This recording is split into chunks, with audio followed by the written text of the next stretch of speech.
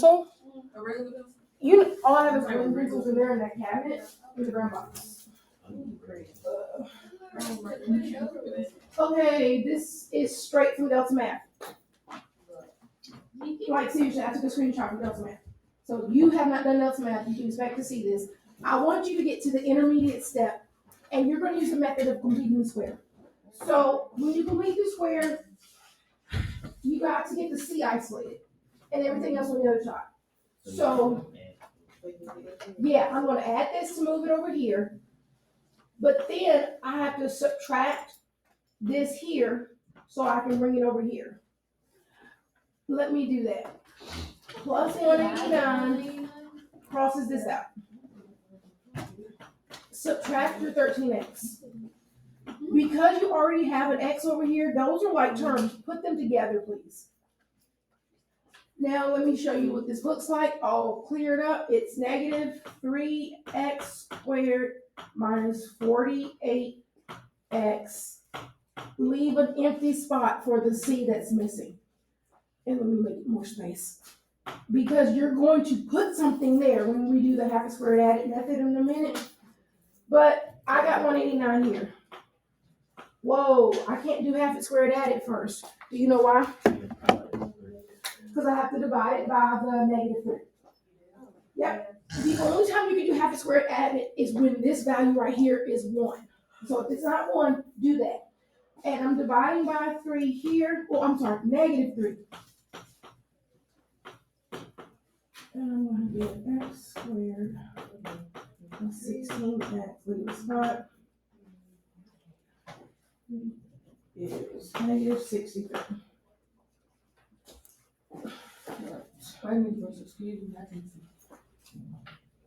Whenever you're ready, let me know what you think you do next. We gotta divide it. Divide 16 by 2.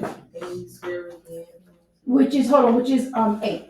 Y'all, I really need you to get in a habit of when you divide by 2, write the number that you get down. It just helps, so when you get to factoring, you know the number that goes in the parentheses. So it's gonna be. Wait, what? Wait, why did you divide by 2? Because the rule when you complete the squares, you have to make this a perfect square trinomial. I need this to be a perfect square trinomial to complete the square in that method. The only way you can do that is by taking half of this number here, squaring it, and then putting that in place. So I have plus 64 right here and right there. Now I need to clean this up. Bring everything down here. You have x squared plus 16x plus 64 equals 1. Not the 1.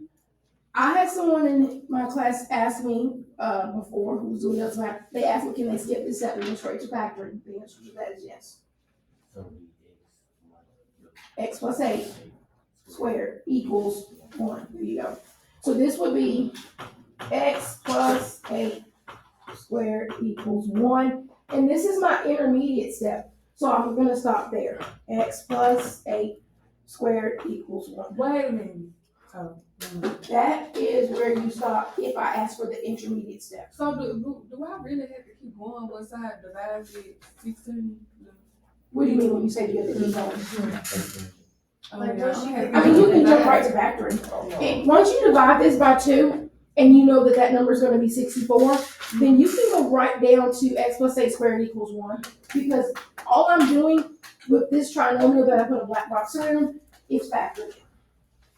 And since it's a perfect square trinomial, y'all, the factorization will always be the number here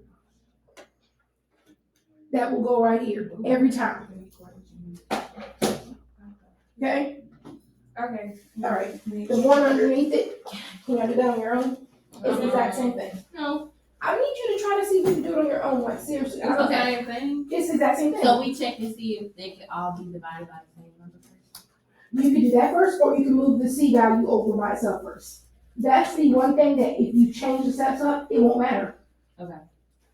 So I'm gonna move over.